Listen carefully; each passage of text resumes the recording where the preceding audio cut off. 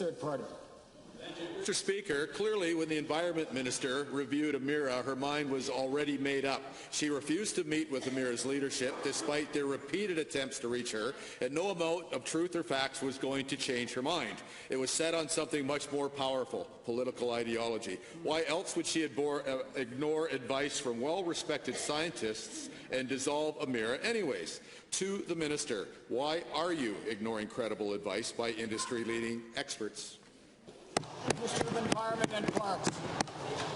Thank you, Mr. Speaker, and thank you for the question. There was a third-party external review conducted of Emera by the former Deputy Minister of Environment Canada, which found a significant amount of overlap and administrative issues that were already being dealt with within the department.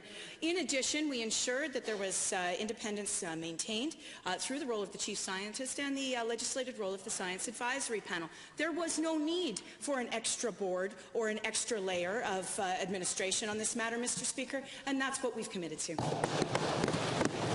Well, not true, Mr. Speaker. Last week, top Canadian scientists raised questions and concerns about the Environment Minister's plan to dissolve Emera and move its functions back under her direct control. Not only does this discredit her, quote, independent review, which was actually a tightly orchestrated charade with predetermined outcome, they raised concerns around internal manipulation and politicization of scientific monitoring data. To the Minister, now that you've shot the credibility of yourself and your ministry, how can Albertans trust anything that you call data that you present to them?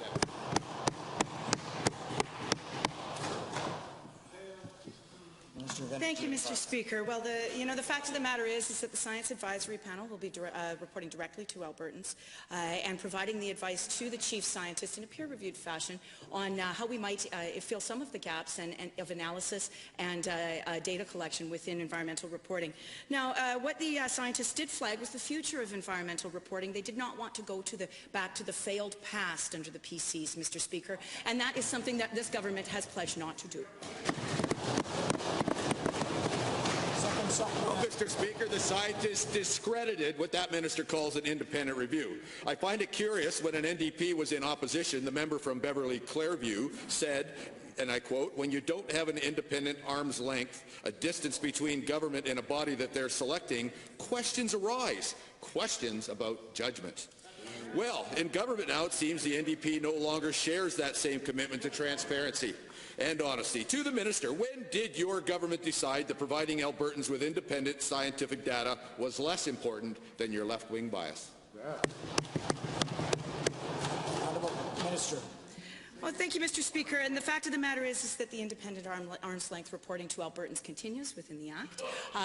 It will continue with maintaining the Science Advisory Panel and the Traditional Knowledge Panel within the Act, Mr. Speaker, and they will report directly to Albertans in a more timely and regularized fashion than the previous monitoring agency, which had some problems getting up moving, will do.